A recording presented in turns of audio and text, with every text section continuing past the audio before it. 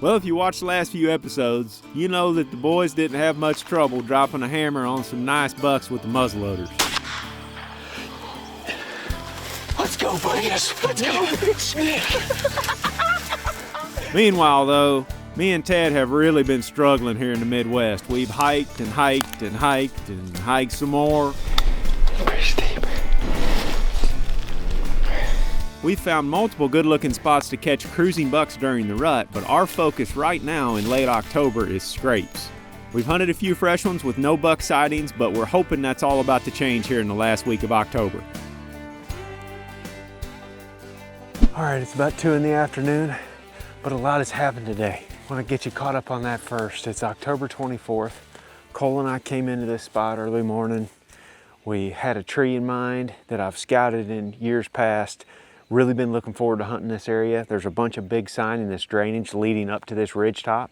We got in there this morning and about 3 sticks up in the tree, wind was swirling everywhere. It was blowing right back into the bedding area where I figured the deer would come out of. And there was hot sign everywhere in there. We just elected to bail, get out of there, not set up and risk having deer come by and smell us in that spot. We left our ground scent in there obviously, but I don't know, I've just had bad luck, especially on mature bucks, hunting in spots like that where you've got wind swirling all around. So anyway, we bailed out of there, went to a couple other spots, been scouting all day, and now we're headed right back up into the same area. We're not going to the same exact spot because this east wind today is funky up there. Once we got up there this morning, it wasn't working. So we're gonna hunt the same drainage where that sign was at. And this morning in the dark, we found a huge scrape that had pee in it just from last night. So we know there's bucks up in there. I mean, I can see a rub right here. We ain't even 100 yards from the car and there's a rub right there on that tree. There's definitely bucks in here. So it's 2 o'clock, we're gonna get into the wind. We're just gonna scout our way up around these bowls where these deer are bedded till we find some good sign and set up on it.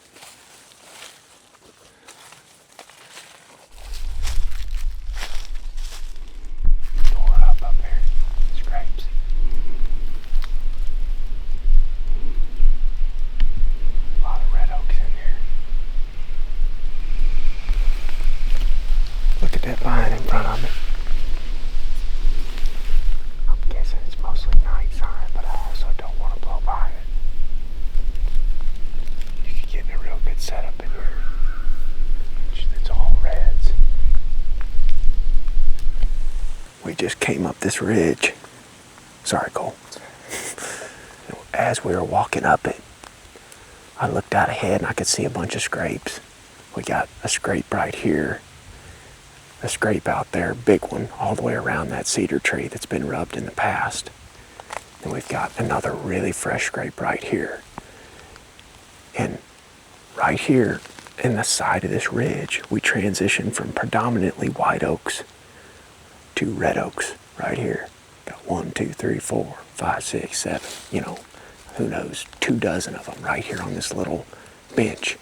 And just over this lip, it gets really thick in this bowl. So I think what we're gonna do, the wind is coming like this very consistently.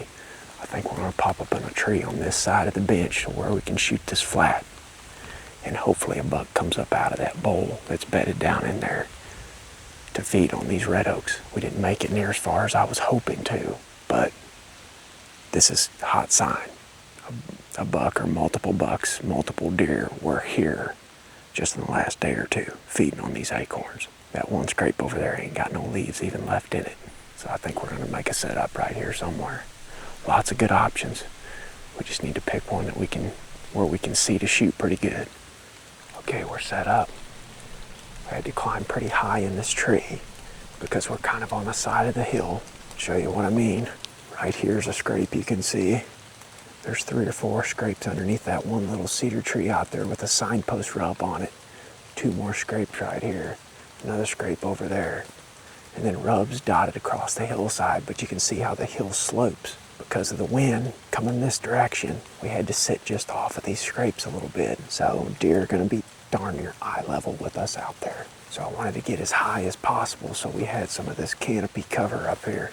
Cole's all set. We brought the packs all the way up because we're way up. I'm trying to get everything as high up in this tree as I can to keep it hidden. The main bedding area that we anticipate the bucks to come from is over in there. There's a big bowl that slopes off right there with lots of trails coming across the top right there here. If they come from that way, we're going to be in a real good situation here. If they come from this way over here, it could get a little dicey. Our wind is consistent at least. We did not have a consistent wind at all this morning. It's blowing back here behind us towards this forked white oak and down a ditch over there. There still is quite a few red oaks down there, red oak acorns on the ground. So we'll see. I don't know what kind of bucks are in here, but I sure have found a lot of buck sign around this bowl right here. So I'm betting they're in that bowl. It's just a question if they come out during daylight or not. Beautiful looking ridge.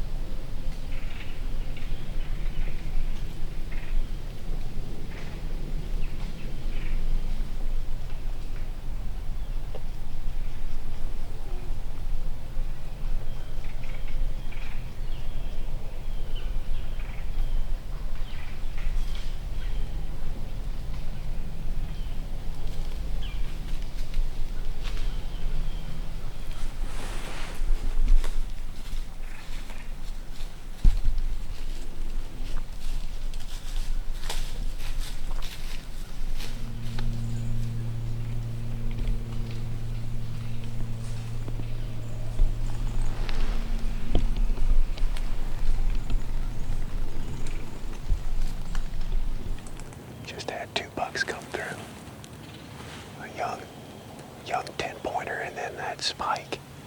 That spike come right up here to the scrapes and worked them for 5 minutes, probably 10 minutes. Just coming through browsing on red oak acorns. Still got a lot of time for dark. That's a good start. Both of those bucks ended up downwind of us over here. That 10-pointer, he came directly downwind, but I think I could have shot him before he hit our wind. If a bigger buck comes down that same trail, that's a good start. Hopefully that's not all we're going to see. There's another deer right there, coming across the back of that ridge. Oh, I see it. Cut left.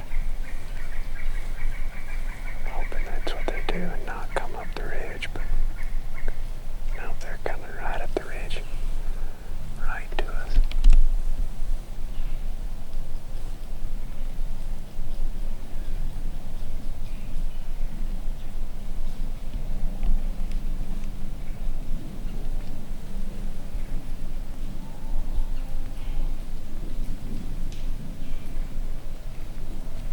It's right where the 10-pointer was doing it.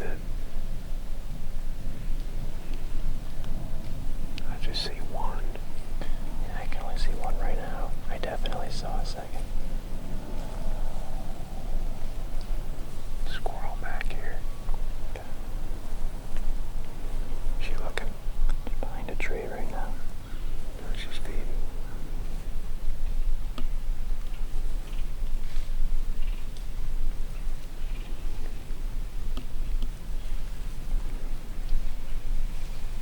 Doe's gonna take that same run that buck took. You hear that? Yeah, it's a twig break, wasn't it? Out to my right. Yeah.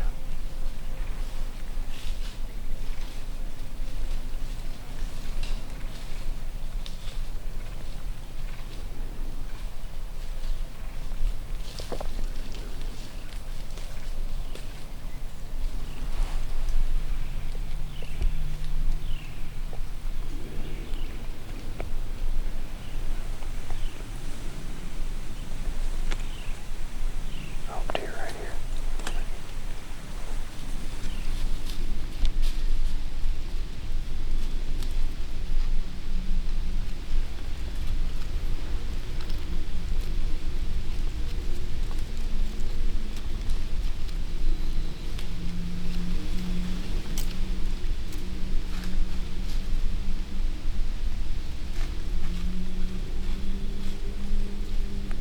Just see him at all. I can see it pretty good. It's like a young 2-year-old 8-pointer. Is that what you thought? Yeah, I thought so. He's tall and narrow. He might even had little 9th points or 10th points out of me. It's the third buck tonight. Didn't see anything for a while, but me and Cole kept thinking we could hear something behind us walking. And I just turned to my right and he was standing there at 25 yards. Walked straight through our wind. I think though that now that the wind speed has picked up, it's blowing over top of him. It must be. Alright, we're out of light. Pretty good evening though. 3 bucks and 2 does, I think. Yeah. They all came in a little bit differently than we thought that they would. But behind us here, there's a big ridge cap, and they're obviously funneled around it. I didn't realize it until we actually got to see some deer move through here, but there's a bunch of deadfall on the cap of that ridge. They're not going up and over it. They're kind of just cutting right around behind us on this little flat, and then they're going right above a ditch over here. You can't really see it from the tree, but on the ground I can see it really well. And on my LiDAR on Onyx, I can see that it's a super steep, very pronounced ditch, and every deer went right across the head of that thing. If we come back in here in the next few days, that's where we need to be.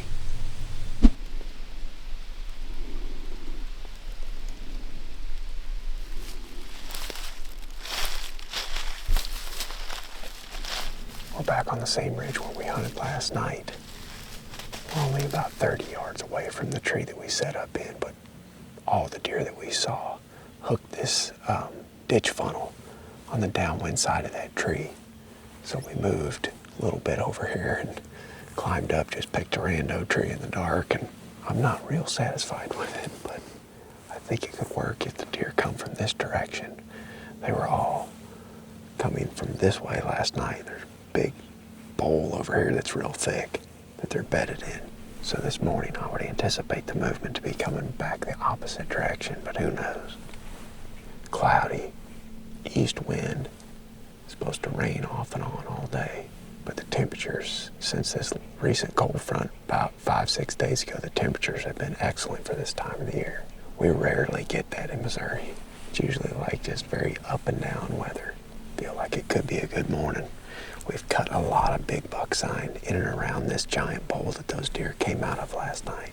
There's got to be some old bucks in here. Our wind is going right down this ditch behind me here. Who knows, it could work.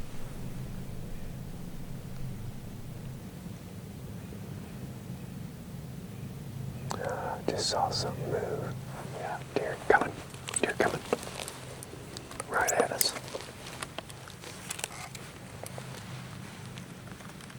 It's a buck. Nice buck, I think. He's just over the ridge. I just saw his head for a second. Yeah, I think it's a good one, isn't it? Yeah.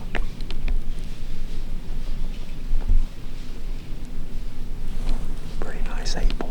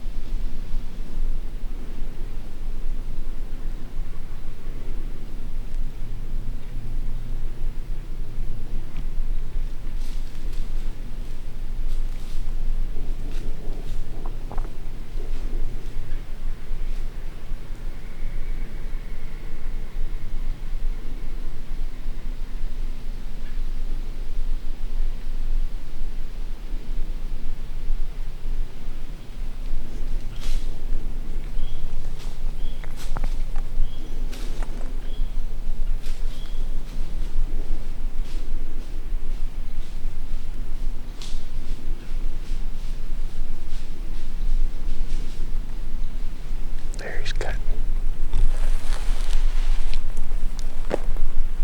Oh, take a breath. Take a breath after that. Oh, wow. He's cutting through that other bedding area where he saw that other buck go. Y'all couldn't see it, but there was that a spike? Maybe a four-core.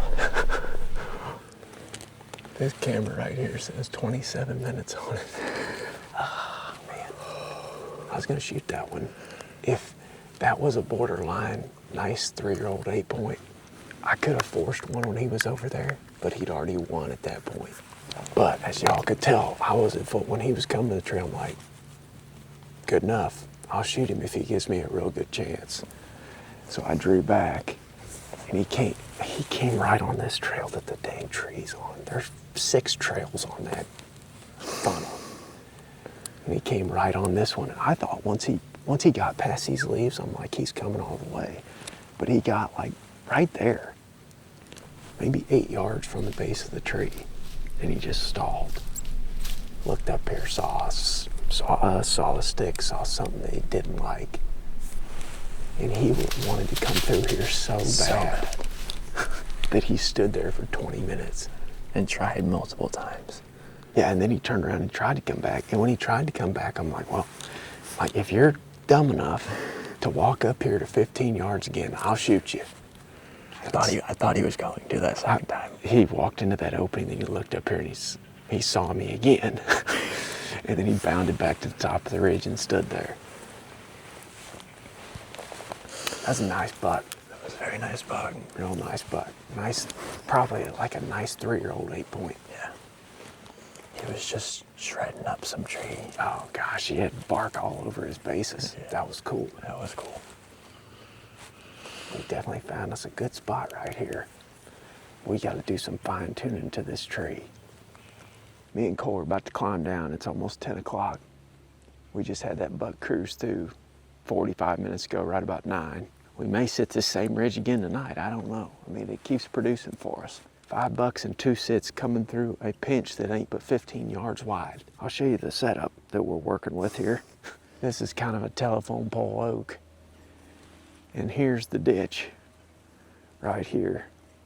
It's pretty steep, and as you could tell, that buck, even after he busted me in the tree right here, he ran over there. He did not want to go down through that ditch. He wanted to come right through the funnel. And then that other little buck that y'all couldn't see, come right behind Cole. He came over top of that ridge. I could just hear him coming. I couldn't even tell what it was until he got clear past you. Yeah. And he walked right there. We sat up on this ridge top last night, right over here. There's 4 or 5 scrapes right out there on the middle of it. And this ditch has created this funnel. There's a couple dead logs up there too, about 40 yards from me. No deer has went on the other side of those logs. That buck literally ran off the top. Instead of just coming straight through here, he came off the top, wrapped around the hill, and was coming right down through there. So this is a great spot. We need to fine tune our tree a little bit. We may end up moving over there 20, 30 yards away. A couple good hunts we've had in here. I was this close to shooting that buck.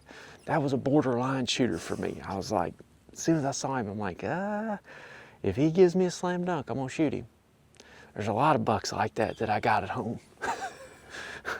They're kind of middle of the road, nice 3-year-old buck. I could wait and try to find something bigger and older, but if a nice buck like that gives me a real good shot at 15 yards, I usually don't pass it. I was at full draw and he got right there and then boogered out of there. And that's the only other spot where I could have shot him. He was kind of hesitating when he was leaving, but he got behind some of those little bitty branches out there. And then beyond that, he got on that far ridge and I didn't want to force it. I know some of y'all give me some grief. I usually get a fair amount of it because I'm pretty picky when it comes to shooting these things with a bow. Anyway, we're gonna climb down and peruse around over here on this opposite ridge, see if we can pick a better tree either for tonight or the next time we come in here to hunt. That was cool. That was freaking awesome. That was sweet. Love that. October the 25th.